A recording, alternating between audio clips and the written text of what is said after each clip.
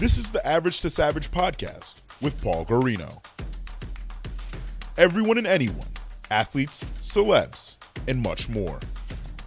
What's up, everybody? I'm back for another episode of Average to Savage. Got another special guest today, former NFL player Rob Jackson. Rob, what's up? Hey, TG, what's going on, brother? Pleasure to be up here, man. Thanks for having me. Yeah, for sure. I had to get you on. Definitely, man. So could you just tell the listeners a little about yourself? Okay, a little bit about Rob Jackson. Born and raised West Haven, Connecticut. Graduated West Haven High School, class of 2004. Went off to junior college at Fort Scott Community College for a year and a half. Transferred there. Went to Kansas State. Graduated Kansas State 2008. Got drafted 7th round to the Washington Redskins. Played there for 6 years, and I'm here now. Retired at 2014. Gotcha. Yeah, well, let's break all that down now. So when did you start playing football? I started when I was in freshman year in high school. I was a basketball player growing up. Okay. Until that point.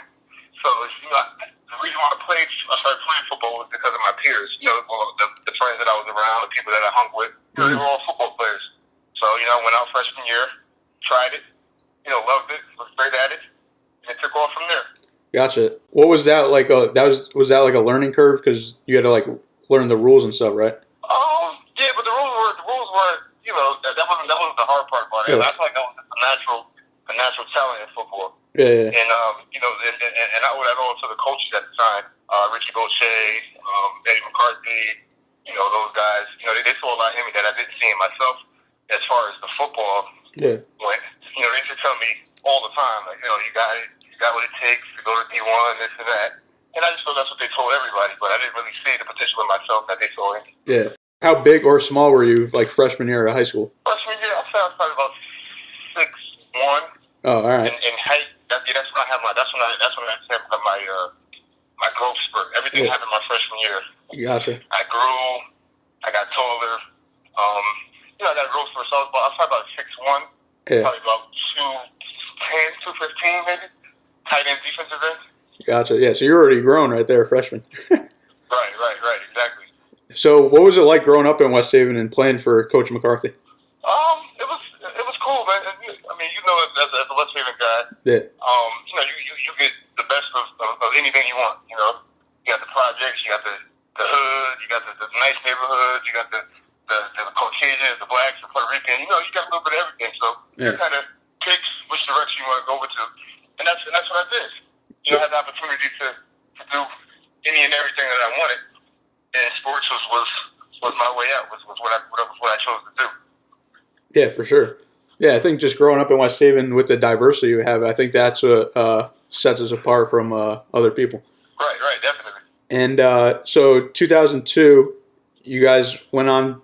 You were 12-0, and you won the state championship. So what was that season like?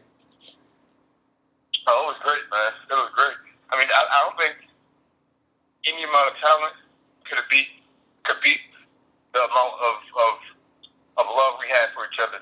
That season, I mean, we were a really talented team, but I think the brotherhood and our camaraderie and the bonfire nights we had and the parties we used to have at Tommy DeMarlo's house for us that much closer together.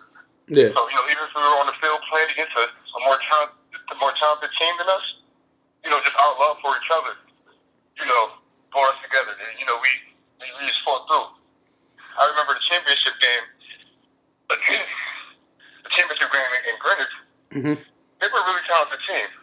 They might have been a little bit better than us. I mean, to be honest with you, but when we felt that energy, when we felt that they were a talented team, or a little bit better than us, or just as good as us, we came together. We had that look in our eyes, and we knew we had to. It was something that I can't even describe. I haven't felt it ever since that moment. Yeah. But just feeling that, knowing that brotherhood is way more important than just talent and athleticism and ability. That speaks volumes of our team and why we won that game. Yeah, for sure. And I think, if I'm not mistaken, I'm pretty sure I was there, but I was young, so I don't really remember. But I think I was at the game, which is pretty crazy. Yeah, it was. Real close game. Yeah, for sure. And coming out of high school, or during high school, like what was the recruiting process like for you? The recruiting process was crazy. It was kind of overwhelming because because I didn't have any direction, and I haven't spoken to anybody that's been going through the same thing that I have. So all I really had to listen to was Coach Mack and O'Shea and those guys. So I really didn't know which direction to go into. I was just sort of just going with the flow. Sort of just okay, this school wants me. Okay, I'll go here. I'll sign here. And then so eventually I ended up signing with Syracuse because it was close to home. Yeah. And and they had a good relationship with our high school. They used to give us donate pads to us and make sure that they took care of us. So it was easy for me to choose Syracuse. Gotcha. So who else was recruiting you out of high school? It was a lot of schools. It was all the Auburns. It was Indiana. It was Florida. Florida State. It was Clemson, Purdue. But I mean, it came down to it because I was still a knucklehead too at the time, so my grades weren't even nowhere near what they needed to be. Yeah. So when all that was said and done, my scholarships was cut in half to schools that accepted D's or was kind of more lenient on the academic side. Yeah, for sure. So what happened with Syracuse, and how did you end up going to junior college at Fort Scott? Oh, well, I mean, I eventually did end up qualifying academically. Mm-hmm. So, what they did was they had a good relationship with one of the head coaches out there at Fort Scott. It was going to be his first year coaching out there at Fort Scott. So, what they did was set me up with him, and they were going to take care of me for that year and a half. And then once I finished there and got my grades up and graduated there, I was supposed to report back to Syracuse. Gotcha. But after my first year, and I had a great year to remind you. My first year, I had a great year with all KJCC, preseason All-American the following year. I was supposed to go back to Syracuse, but Coach Pasqualoni and his staff, the ones that fired me originally, they had got fired. Okay. So once that happened, I was a free agent, so to speak. I wasn't committed to anybody. I didn't have anywhere to go. I didn't have to report back to anybody. So, I was pretty much able to go anywhere I wanted to.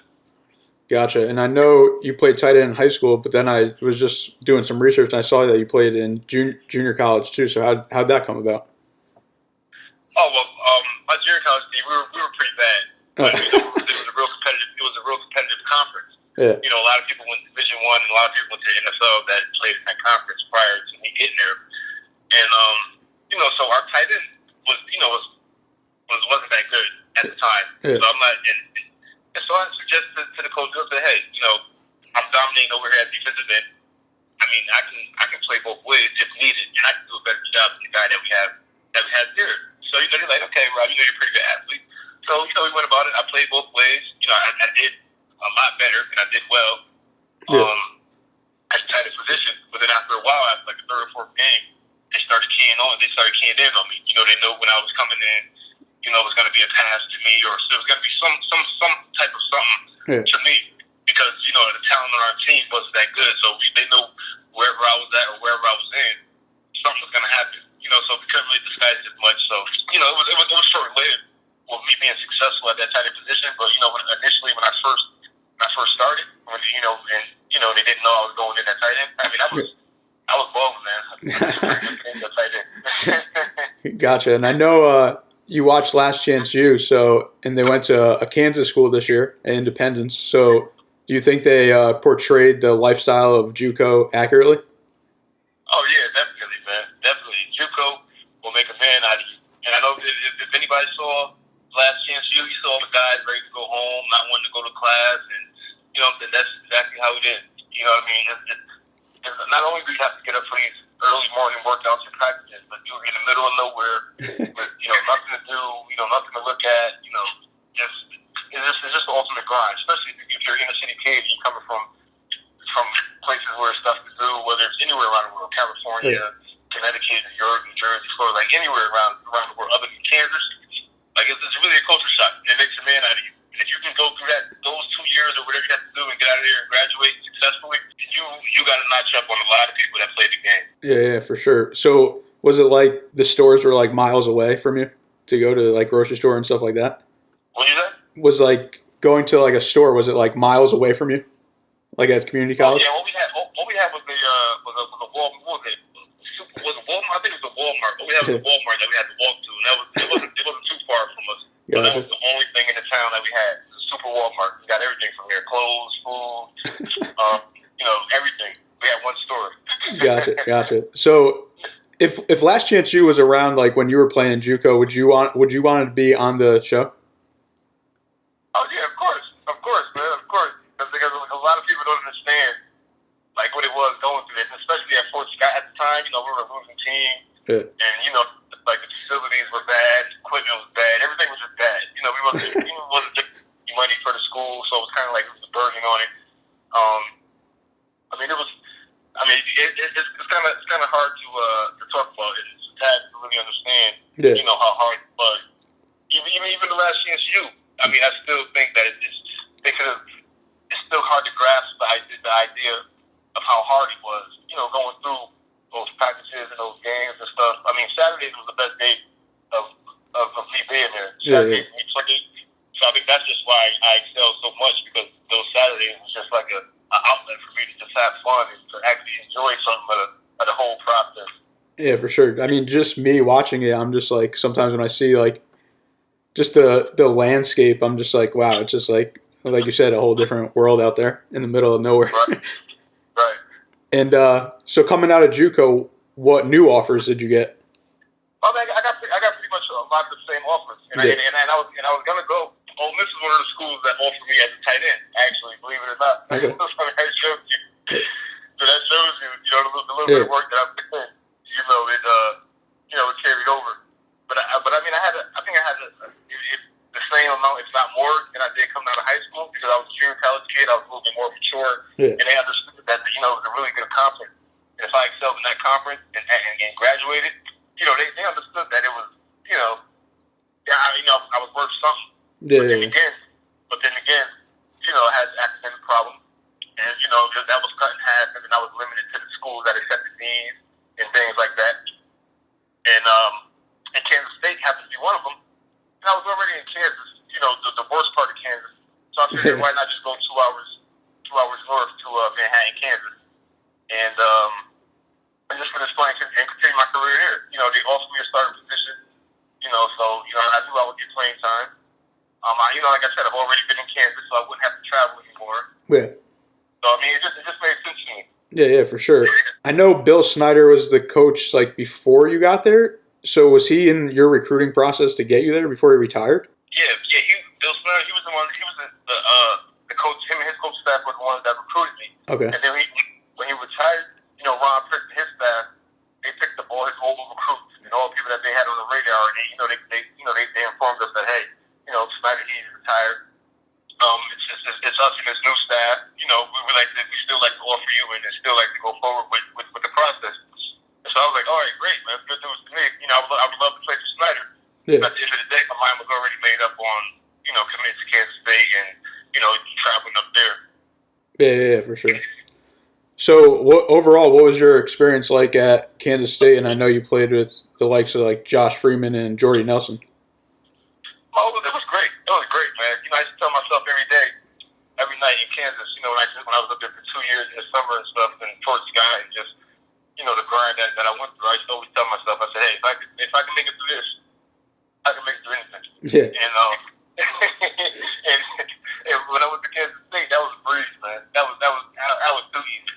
It was like everything was just like, guys were playing, oh, man, we got to go up to work out, and then we got to go to class. So I'm saying, like, what? Are you serious? We get these stipend checks monthly.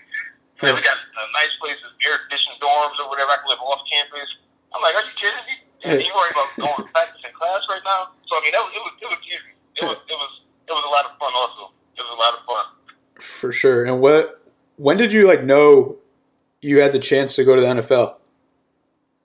After my first year there. Yeah. After my first year there, I had a pretty good season my junior year.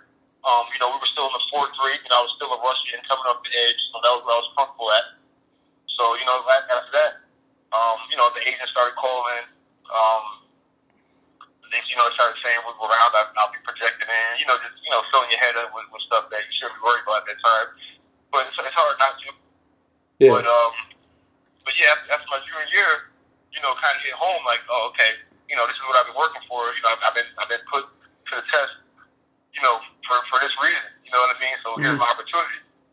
But after my junior year, we switched to defense. We went to 3-4. I know you're familiar with 3-4 defense. Yeah. I was the defensive end, so I wasn't the outside linebacker rushing in. I was the defensive end. So it was kind of hard for me to make the plays that I did. My junior year coming off the edge. Yeah. So that my stock dropped dramatically after that. So that's why I ended up where I ended up. In my senior year, it was frustrating, man. It was frustrating. And my makeup and my ability and even my height and weight wasn't made to be a 3-4 defensive end. Yeah. So it was frustrating to me. I couldn't make half the plays that I made, and I wasn't putting up half the stats. So it was hard for me not to want to go in the take and just quit every game. Yeah, for sure. And did you ever get to line up at tight end at Kansas State or no? No, I never did. I did on field goal team. We had a little fake end, but I never got to do it like offensively. No. Gotcha.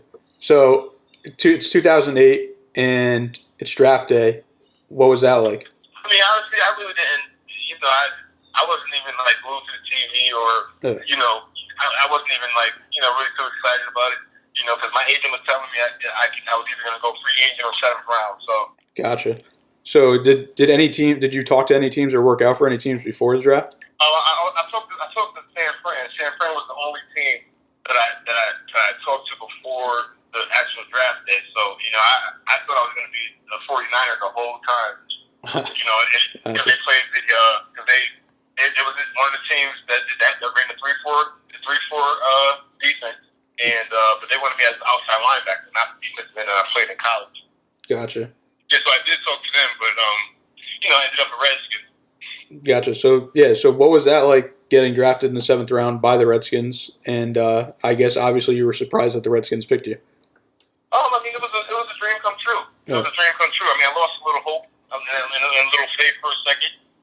Just due to the way my senior year played out at Kansas State, and the way I was just feeling mentally and physically and things like that. But I mean, it was a blessing. I felt like just me being able to get there. I had to stay there. Yeah. So I'm like, okay, I got there considering my position and my stance and how I felt about the whole situation. I still was able to make it. So I was like, okay, let me just get the best out of it. Do what I can to stay here as long as possible. Because a lot of people say the hardest part is not getting there, it's just staying there. Yeah. So when I got there, it felt like they've been trying to get rid of me ever since. But I've been, I got 6 years off the deal, so I must be doing something right. Yeah, for sure. Yeah, so being like a 7th round pick, did that leave a chip on your shoulder? Yeah, it did. You know what I mean? And it was early at the time when I didn't realize the business aspect of the game, which was good. It was a good thing that I didn't realize the business aspect of the football of the game because I wouldn't have been going this hard and I wouldn't be able to stay around as long as possible. If I would have known that it was all business and if they're not paying you, they're not going to play you, and the best guys are always on the field. Yeah. That would have been discouraging for me, a long time ago. But going into it, I always thought I had a shot with just, showing up every day, practicing hard, making plays. I always thought that, I always had a chance. I always had a shot to play. Yeah. So I didn't realize the real business aspect of it until after, until I was there for, X amount of years.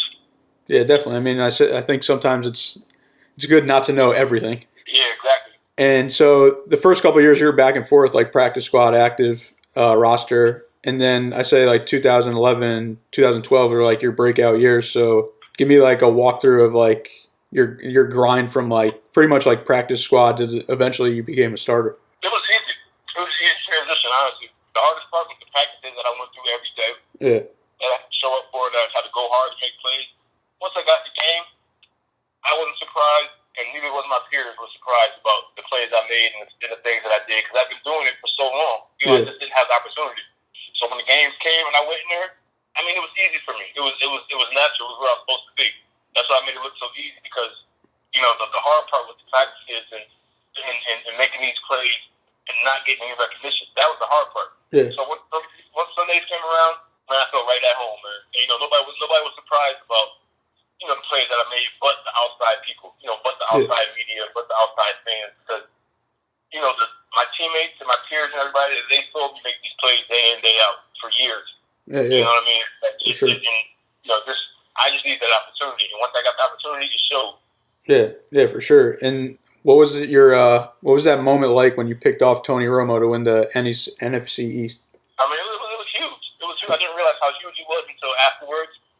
But in the moment, I just did what I was coached. It was a great play call by Jim Haslett, and I always give him the credit. Because it was. He sent the inside blitz. He sent the inside blitz up the middle and had me peel on a running back. So if I didn't make that play, that would have been on me. You know what I mean? He put us in the right position to play and win the game. And that's exactly what I did. Yeah, for sure. Oh, yeah. Did you know that you were pretty much the longest active player from the 2008 draftee class of the Redskins? I did. I did know that. So I did. So that it meant a lot. It's crazy. I was the only guy that was still in the NFL out of my draft class of the Redskins. At that time. Yeah. So it meant a lot. It shows and proves that hard work pays off, regardless of your situations, regardless of your circumstances. People can only hold you back so far, but if you stick to it and do what you have to do and try to put that in the back of your mind and still get stuff done. I mean, it's all glory to you, man. It's all glory to you. Yeah, for sure. So you hit free agency in 2014, and I know the Eagles and the Raiders were looking at you, but you re-signed with the Redskins. So how'd you make that decision? Well, it was a bunch of stuff that went on. Well, not a bunch of stuff, but it was one key thing that went on. My agent at the time was no longer with the agency. Okay. And so he didn't clear that up for me, and he was supposed to. So it was a whole big deal with that. So he was still representing me, but without the agency's backing. So he was telling me that these guys are saying this, these guys are saying that, these guys are saying this, but that's not what they were saying. He wasn't even with goal line anymore. He was just by himself. So he really didn't have the agency's backing. Yeah. And so there was a whole ordeal with that once I found out that he wasn't really making any moves for me. So I signed with the Redskins because I almost had to. You know what I mean? I wanted to, but I almost had to because he wasn't legit. It was just some messed up stuff going on with him. So I mean, it was an easy decision once I found that out. Gotcha. So you never visited the Eagles or the Raiders? No, I didn't. I never did. Oh, it's crazy. I just remember on Twitter it was like all over the place. Yeah, and I never even went. Oh, that's crazy. That's how powerful the media is. Yeah, and in the Raiders thing, I thought it was pretty interesting because I know that the late Tony Sparano was the head coach there, and C.O. Moore was playing, so it would have been a crazy West Haven reunion over there. Yeah, right. Exactly. I never had the chance to make it over here. Yeah, that's crazy. So yeah, that's some breaking news right there. 4 years later. Yeah. So after that, you got released, and then what happened? Like, no teams contacted you, or you just decided to retire, or whatnot? Well, it was probably like a year and a half. I was still doing working out, still kind of put my life on hold, and the agent that I signed with at the time, it was still Goal Line, that's my original agency, but it was actually the guys that was with the agency. Gotcha. It was saying, we're hearing this, we're hearing that, we're hearing this, we're hearing that. And, after a year and a half of me just putting my life on hold, I just decided to go on about my life, and prior to me ending my career, I had I went in business with a good friend of mine, Jonathan Wright. Mm-hmm. And it's a urban clothing store. Yep. Slash barbershop called Upscale Avenue. We had that going on prior to me not playing anymore in the NFL. So once I made up my mind and figured that I was gonna stop doing that, I just went all hands on with that. And that one was in Buzz Mall. And then we went on and opened another one in Manassas Mall. And we're still building on that. And I just went on with my life, started to find other sources of income because I was losing money sitting around working out. Yeah. Trying to hopefully I get picked up, and I was just sitting there losing money. I didn't have any income. Yeah. So I went about doing that, and that's where I am now. And I'm coaching high school football at Bishop O'Connell, is in Arlington, Virginia, and I'm a huge investor in the flipping houses business in DC and Baltimore. Gotcha. We just had a huge project sold to Johns Hopkins Hospital. So I mean, Nice. So I'm just living my life, man. You're business Rob now. Yeah, exactly. So what's it like running a business now? And would you say playing football is harder or running a business? I would say running a business, man, because football, you really just got to worry about yourself. You got to make sure you got to prepare yourself. Running a business, you got other aspects of it. All the business aspects of it. And then you got your employees that you have to worry about. You have to manage, and sometimes you have to hold their hands. And it's more. Just running a business is a lot harder, man. Yeah. It's kind of a lot harder, man. For sure. And I know you said you were coaching in high school. Would you ever want to coach like college or in the NFL? Not right now, Yeah. just because of the uncertainty and just because of the 6 years that I was in the Redskins. It was every year was uncertain. I didn't know whether I have to move somewhere or whether I have to, where I would be the following year. So as far as that goes, I'm happy with just being able to plan for my future, knowing where I'm going to be next year. As opposed to running around with the coach, not knowing if the coaching staff is going to get fired, and then have to find a new job, and you have to relocate, and I'm done with that aspect of my life right now. So I mean, maybe in the future, but as of right now, I like the idea of just being able to plan and being able to know where I'm going to be in the next year or two. Yeah, for sure. And I know you have a son. Are you going to let him play football? He wants to play football. I mean, I don't want him to play so young. Yeah. You know what I mean? Because I felt like I started in high school. Yeah. And, I've been blessed to not ever break a bone, to not ever go into surgery. And it's a 100% injury rate playing football. Yeah. So, I don't want him to start so young so he can get beat up. So by the time he's 15 or 16, he already had 2 surgeries already. You know what I mean? Yeah, definitely. But I mean, if he's starting to want to play. But I mean, I'll let him play and figure it out. But you got to love the game. Yeah. You know what I mean? If you want to learn the hard way and think you want to play football, I mean, it's not for everybody. So if he goes and he plays and he loves it, he's good at it, he's excelled. I mean, that's fine. But he'll have to learn and try it if he wants to play. Yeah, for sure. And I just started watching Coach Snoop on Netflix, and these kids are like, I don't know how old they are, but some of them are like really small, and I'm just like, it's like kind of painful to watch, like when they're getting like hit and like injured. And I'm just like, they're like too young to be playing tackle football. Exactly, and that's my take on it, man. That's my take on it. I mean, your body is not even really fully developed. And you're banging it around, you're hitting it around, and I'm not knocking the kids that play at a young age. Don't get me wrong. Yeah. But that's just how I perceive it. Just because I played so late, you know what I mean? Just because I started playing in high school, so yeah, it's crazy. But, I mean, each his own, man. Yeah, for sure. So, going on some political stuff, what is your take on the Washington Redskins name? Do you think they should change the Redskins name or keep it? I don't think they should change it at all, man. I don't think they should change it at all. I mean, it's been here for so long, and now society picks what they want to be sensitive about and what they don't want to be sensitive about. Yeah. And I don't think it's a big deal. Like, we got Trump in office doing what he's doing, and we worried about a Redskins name. Come on, like it's really not that big of a deal to me. Yeah. But I mean, like I said, society, they pick and choose on what's important to them and what they should be offended by and what they shouldn't be offensive. But I mean, they're not going to sway my decision on how I feel about things. Yeah. So I mean, it doesn't bother me. It didn't bother me then, and it doesn't bother me now. Yeah, for sure. You're still a Redskins fan today, right? Correct. So, what's your take on Colin Kaepernick and kneeling for the anthem and all the other players, and then now banning it and all this stuff going on? I mean, hats off to Colin Kaepernick. Yeah. It's good. It's good that he's standing by, what he's standing by, regardless of it cost him his career, whatever. I mean, I appreciate him for that, and it takes a lot. And to me personally, it's not a big deal. The national anthem, it doesn't mean that much to me as a person or my life. And, I'm just now learning all the words to it now. So it really wasn't that big of a deal to me. But if he feels that strongly about it and he's sticking by it, regardless of whatever, hats off to him. Because there's not too many people that would do that. Once a lot of people would have found out their job was on the line, and this and that, they would have switched up real quick.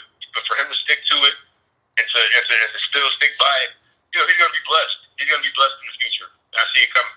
Yeah, for sure. And I think the craziest part, I don't know if you heard about it, like, you know, Michael Kendricks. Oh, Kendricks, yeah, what about him? So he got called for like insider trading, and then he got cut by the Browns, and then the next week Seattle signs him and he plays.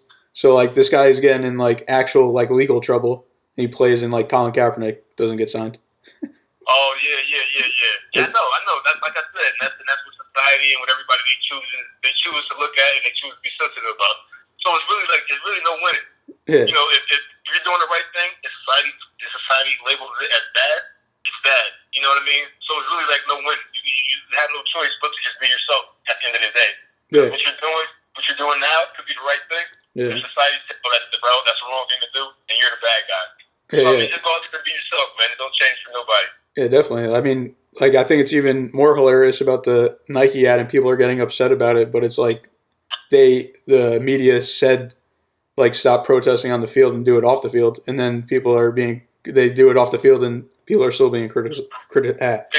Yeah. Like, there's no winning. Like, there's no winning and there's no end. You know, whatever they say is going to be right is right, and whatever they say is going to be wrong is wrong. Whether it's right or wrong.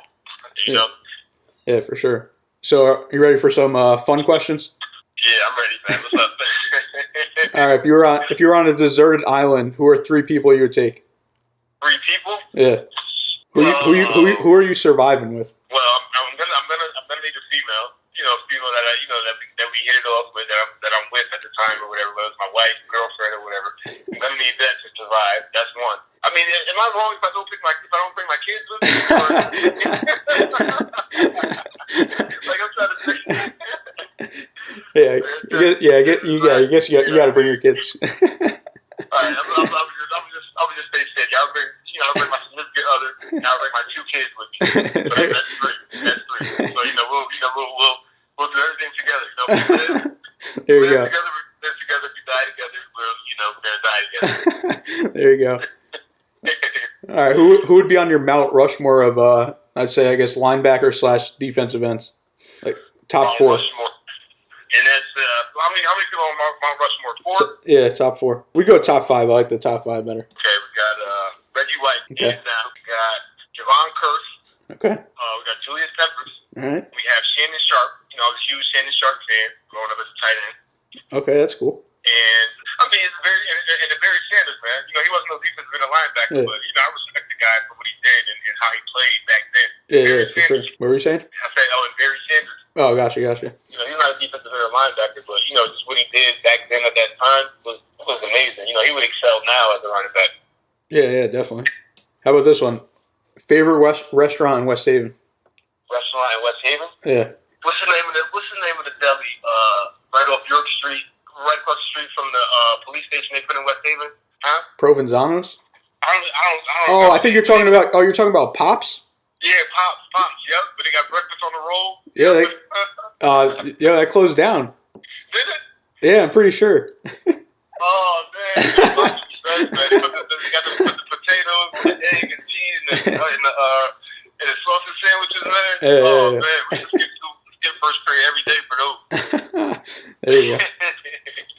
What about what's on your playlist right now? My playlist, I don't even have a playlist right now, honestly, man. I don't even have a playlist, man. Like I've been busy. Like I'm so behind on music. Like I still haven't even heard like the whole Drake album. You know what I mean? So when I work out and stuff, I just listen to Pandora. Like I'm so far behind on music right now. Gotcha. You just put it on shuffle. Right. I got a lot of people saying they just put it on shuffle. Yeah. I gotta send you the Pandora. Yeah. I just put it on Pandora, like the hit. Yeah, for sure. Hip hop hits and R&B. Yeah, gotcha. I gotta send you. I just dropped the PG Sports mixtape. I got some rappers to sing about songs based on my T-shirt designs. Yeah, man. Send that over. Yeah, for sure. And last but not least, where can people find you on social media? Well, I did I just deleted my Instagram account permanently. You know what I'm saying? Because I just felt like it was a lot of. This was just too much. You know, even though social media just scrolled through my feed, you know, I just felt like I picked up, you know, a lot of negative energy. You know, even though it didn't bother me, like I saw like a lot of things that I didn't see or I didn't agree with. And, you know, a lot of stuff rubbed me the wrong way. So I just, you know, figured I'd just delete it all together. because if I had it, I'll have no choice but to just look at it, look at my feed, and do stuff like that. But but my Facebook is I got a Facebook, Rob Jackson. Yep. I also got my Snapchat, Rob Jackson. It's my username on my Snapchat. It's James JamesRyyn. All right. Well, I appreciate you coming on, and best of luck with the business and coaching. All right, PG. Appreciate it, brother. All right. I'll see you. All right.